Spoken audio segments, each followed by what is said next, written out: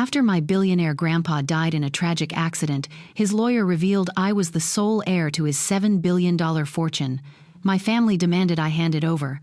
I refused. That night they kicked me out. I moved into my grandpa's mansion. The next day, they came to evict me, but froze when they saw who was standing beside me.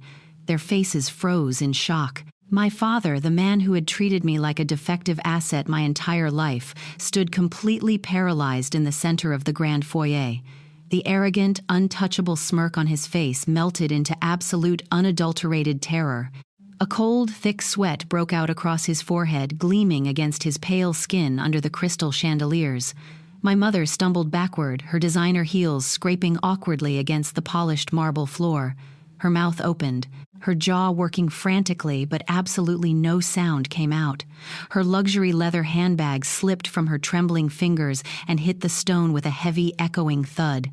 And my brother, the golden boy of the family who had threatened to completely destroy my career just 24 hours earlier, literally physically crumbled. His knees buckled beneath him. He grabbed the heavy brass door frame, his knuckles turning bone white, just to keep himself from collapsing directly into the dirt of the driveway. They had marched onto the estate expecting to find a terrified, broken girl begging on her knees for their scraps. They thought they could bully me into giving up everything just like they always did. They thought they held every single card in the deck. But as they stared at the chief of police and the senior corporate board members stepping out of the shadows right behind me, the crushing reality finally hit them. I was never the prey. I was the architect of their total destruction. I am Brianna. At 28 years old, my entire world consisted of a damp, peeling apartment on the working-class east side of the city and a humid, poorly ventilated high school classroom where I taught music to teenagers. My life was deliberately small, relentlessly quiet, and incredibly peaceful. I survived on discount groceries, clipping coupons, and counting every single quarter, just to make sure my rent check cleared at the end of the month. I drove a rattling, rust-spotted sedan that shook violently whenever the speedometer hit 50 miles an hour. My family lived in a completely different, entirely alien universe. The Edwards family estate sat behind massive, impenetrable iron gates on the wealthiest edge of the city. It was a hyper-exclusive fortress of cold stone, towering glass windows, and suffocating toxic wealth. My father Jeremy, my mother Whitney, and my brother Nicholas worshipped money. They viewed human beings strictly as transactions. If you could not elevate their social status or pad their bank accounts, you were entirely worthless to them. I chose a life of public service. I chose to teach. To them, my humble existence was not just a disappointment. It was a severe personal insult to their manufactured legacy. They took every conceivable opportunity to remind me of my place at the absolute bottom of their hierarchy. The memory of their cruelty is permanently burned into my mind. Last year, I saved my incredibly tight budget for 3 solid months just to buy my father a birthday gift. It was a beautiful, expensive, hand-embroidered silk tie. I walked into their sprawling, immaculate dining room surrounded by their elite, wealthy friends and handed him the carefully wrapped box. Jeremy ripped the paper apart, pulled out the delicate silk fabric, and laughed. A harsh, grating, deeply cruel sound echoed off the crystal chandeliers. He dropped the expensive silk straight onto the floor and whistled for his purebred spaniel. The dog tore the tie to shreds in seconds, scattering ruined threads across the imported rug. The entire room erupted into condescending laughter. My Aunt Brenda, the self-appointed peacekeeper of the family, immediately grabbed my wrist. Her manicured nails dug painfully deep into my skin, leaving sharp red crescent marks. She pulled me close, her breath hot against my ear. She whispered a command dripping with toxic manipulation. She told me to stop making a scene. She told me to apologize to my father for embarrassing him in front of his important guests. She demanded I swallow my pride to keep the peace. I clamped my teeth down on my lower lip until I tasted the sharp tang of iron. I stared at the ruined silk scattered across the floor, locked my trembling knees, and forced the apology out of my throat. They broke my spirit in that dining room. They established their absolute dominance over my emotions. But standing here today, breathing the clean air of my grandfather's estate, I realized they were completely oblivious. They thought they were building an empire of fear, but they were actually just writing their own financial and social obituaries. The true unhinged nightmare started on the exact night of my grandfather Jesus' funeral. He was the patriarch of the family, the man who built the entire $7 billion logistics empire with his bare hands. More importantly, he was the only person in that entire bloodline who ever actually looked at me with genuine love. He used to sit with me at his antique grand piano, his heavy hands guiding mine across the ivory keys, whispering that true wealth was measured by the peace in your soul, not the digits in your bank account. He saw through my father's predatory greed and my mother's hollow vanity. He spent years silently constructing an impenetrable legal fortress around me entirely out of their sight. Hours after we put the only man who ever loved me into the cold, damp earth, the wolves came for the carcass. Jeremy, Whitney, and Nicholas bypassed the grieving process completely. They stormed into my tiny apartment in the middle of the night. Jeremy kicked the front door shut with such brutal force the cheap hinges groaned and cracked in the drywall. He marched straight into my cramped living room and threw a thick, intimidating stack of legal documents onto my laminate table. The heavy parchment paper demanded the immediate, unconditional surrender of my entire inheritance, the full $7 billion. I pushed the document back across the table, shaking my head. Jeremy lunged forward, his face twisting into a mask of pure, unadulterated rage. His heavy hand cracked violently across my face. The sheer, devastating force of the blow spun me around completely. My temple slammed hard against the sharp wooden edge of the coffee table. Warm, thick blood instantly trickled down my forehead, stinging my left eye and dripping onto the cheap rug. I hit the floor hard. The room spun wildly out of focus. My ears rang with a high, piercing whine. Whitney stepped forward, pulling her expensive fur coat tighter around her shoulders. The sharp, pointed heel of her luxury shoe pierced straight through my stack of graded sheet music scattered on the floor. She looked down at me, her face a hardened, flawless mask of pure disgust. She ordered me to wipe the blood off my face and sign the papers. She told me not to make her dirty her hands on someone so utterly pathetic. Nicholas hovered right over me, aggressively waving his glowing phone screen inches from my bleeding face. He spat his words, raining venom down on me. He threatened to hit send on a highly detailed, entirely fabricated anonymous tip to my school principal. He promised to accuse me of physically abusing my special needs students. He vowed to ensure my pathetic teaching career would be completely destroyed, by morning leaving me homeless, bankrupt, and unemployable. They wanted to strip away every single thing that brought me joy, just to feed their bottomless entitlement. I wiped the warm, copper-tasting blood from my eyebrow using the fraying edge of my sweater sleeve. I pressed my palms flat against the cold linoleum floor and forced myself to stand. I let my shoulders slump forward, rounding my spine to look as small as possible. I let my breath hitch loudly in the center of the silent room, mimicking sheer, blinding panic. I gave them exactly the terrified, submissive, completely broken victim they demanded to see. I stared directly at their polished luxury shoes and gave a single jerky nod of surrender. They sneered, triumphant and arrogant, turned on their heels and walked out, leaving my front door hanging open on its shattered hinges. The following morning, the freezing winter air seeped through the cracks in my apartment windows. I picked up my phone. My hands were dead, steady. My pulse beat, a slow, calm, remarkably even rhythm against my wrists. I dialed Nicholas's number. The very second the line connected, I forced a violent, trembling sob directly into the receiver. I begged him for mercy. I painted myself as the panicked, pathetic, easily manipulated little sister. I offered to surrender the entire $7 billion inheritance without a single legal fight. I asked for a mere $1 million just to vanish and start over somewhere quiet, entirely out of their way. I set the snare with one simple, seemingly paranoid condition. I told him the sheer massive size of the estate terrified me, and I was absolutely petrified of the federal government auditing the accounts and sending me to prison. I demanded a fully signed liability waiver before I handed over the keys to the empire. The document had to explicitly list every single offshore account, every hidden shell company, every piece of stolen property, and every instance of creative accounting they had engineered over the past decade. I framed it as a coward's desperate, pathetic need for legal immunity. His massive ego devoured the bait whole. Nicholas laughed, a booming, incredibly cruel laugh into the speaker. He called me a pathetic waste of space, a coward afraid of her own shadow, and agreed immediately. They were so utterly blinded by their own supremacy. The concept of a trap never even crossed their minds. Hours later, I drove my rattling car up the long, winding gravel driveway of the family estate. The colossal iron gates swung open smoothly, welcoming me into the fortress. Inside, the massive mansion was suffocatingly quiet. The comforting, familiar scent of my grandfather, rich cedar wood and old library paper still clung to the heavy velvet curtains in the grand hallway. I walked straight past the sweeping grand staircase and pushed open the heavy oak doors to his private study. I set my laptop squarely in the center of his massive mahogany desk. One single keystroke armed the trap. The screen illuminated instantly. The estate's flawless state-of-the-art surround sound microphone system was now broadcasting a live, hidden audio feed.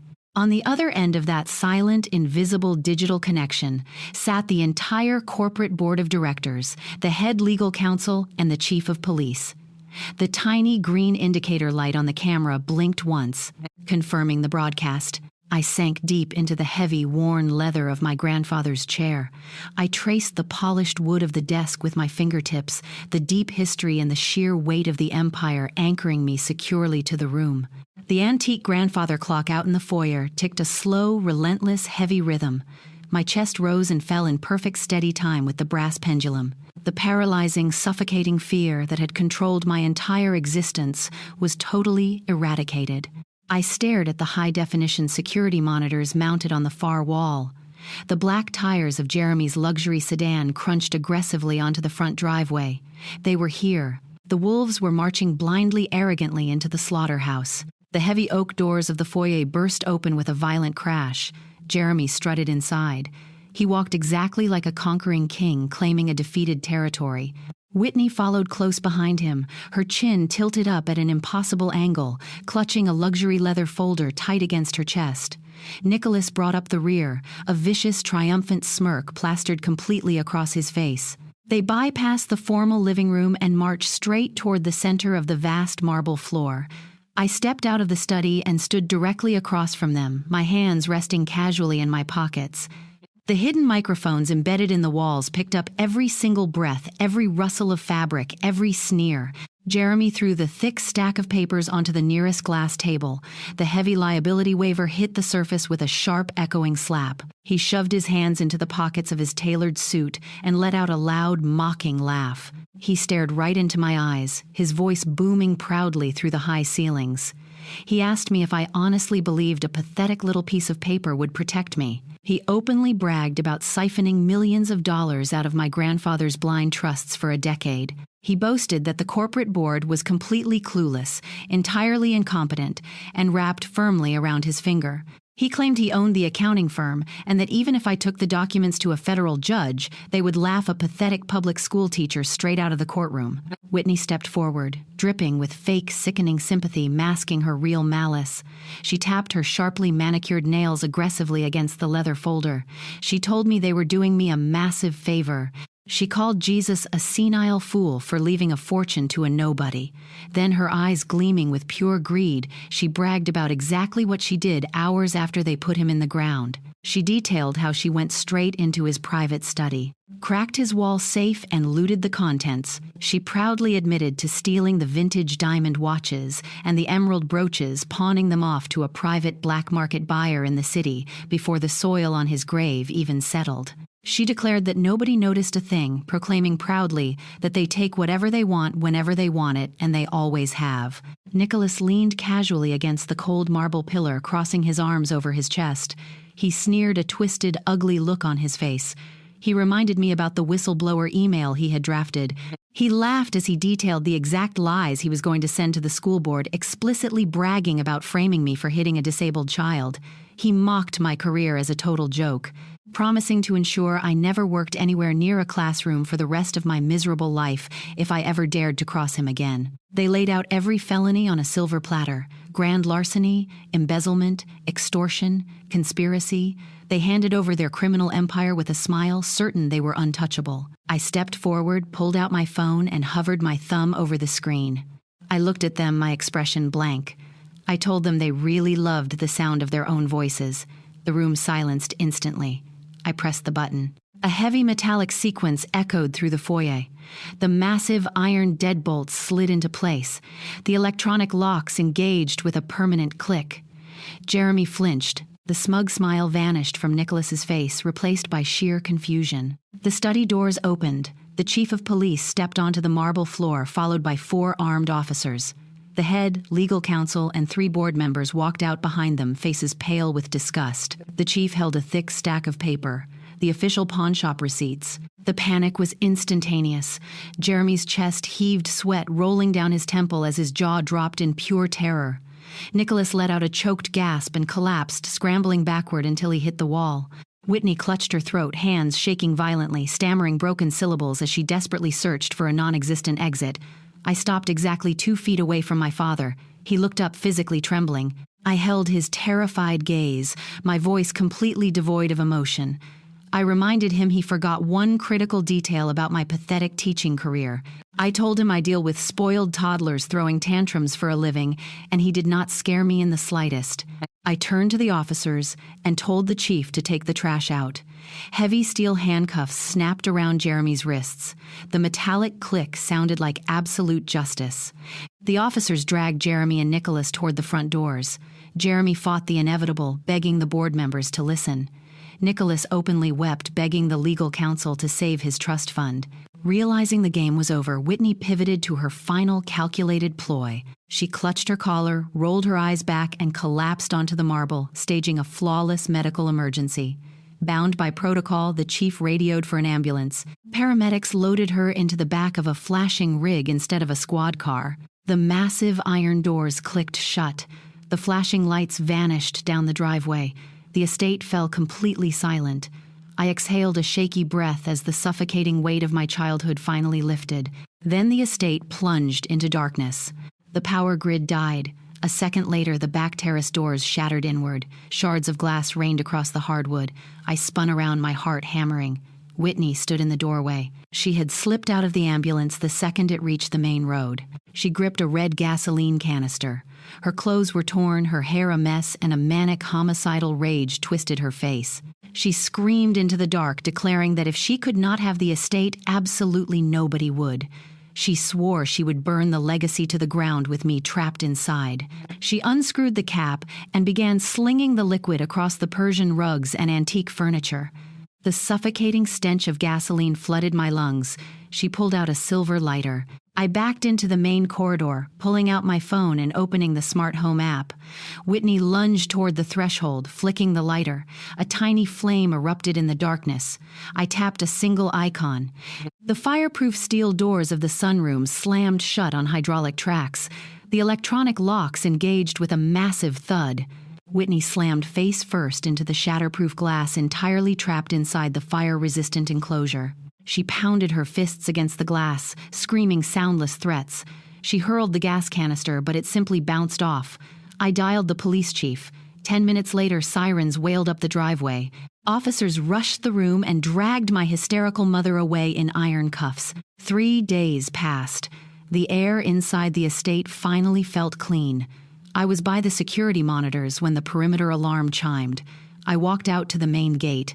Aunt Brenda stood on the other side of the iron bars, her eyes red and puffy. She gripped the metal, pressing her face close, trying to look maternal. She sobbed with artificial desperation. She swore she had no idea they were stealing from Jesus, claiming she always loved me like a daughter. She insisted I needed an experienced family member to help manage the corporate board. She begged me not to turn my back on her, repeating the toxic mantra that family always sticks together. I stared at the woman who had watched Jeremy abuse me my entire life. She didn't want peace. She wanted money and proximity to power. I looked her dead in the eyes. I told her she liked me weak so she could feel strong. I stated with absolute finality that we were never family. I turned my back on her and pressed the remote. The security shutters slid across the iron gates, blocking her out permanently. The justice system moves with grinding precision, but it crushes everything in its path. Jeremy stood before the federal judge in a cheap orange jumpsuit. The custom suits and gold watches were gone, replaced by iron chains. The judge sentenced him to 12 years in federal prison for grand larceny, extortion, and wire fraud. The court ordered immediate financial restitution of $4,500,000, liquidating his remaining assets to pay IRS fines. He left the courtroom in shackles, completely broken. Whitney faced a state judge for attempted arson and aggravated assault. The judge showed zero leniency for her theatrical tears, handing down an 8-year sentence in a maximum security facility. Nicholas took a cowardly plea deal, throwing his parents under the bus for a 5-year sentence in a minimum security prison. The social execution happened even faster. The prestigious country club revoked their memberships the next morning. Elite charity boards unscrewed the brass plaques bearing the Edwards name, erasing their legacy in a matter of hours. Neighbors who once attended their lavish galas simply pretended they never existed. They lost their physical freedom, but more importantly, to their fragile egos, they lost their status. They were permanently erased from the world they worshipped. 6 months passed.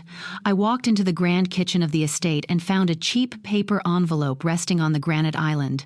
The return address bore the stamp of the state correctional facility. Whitney's unmistakable cursive handwriting slashed across the front. I tore the seal and pulled out the single-lined sheet. She declared she was still my mother, claiming everything she did was to protect the family legacy. She insisted I owed her a second chance and ordered me to tell my lawyers to file an appeal immediately. She still believed the grand illusion.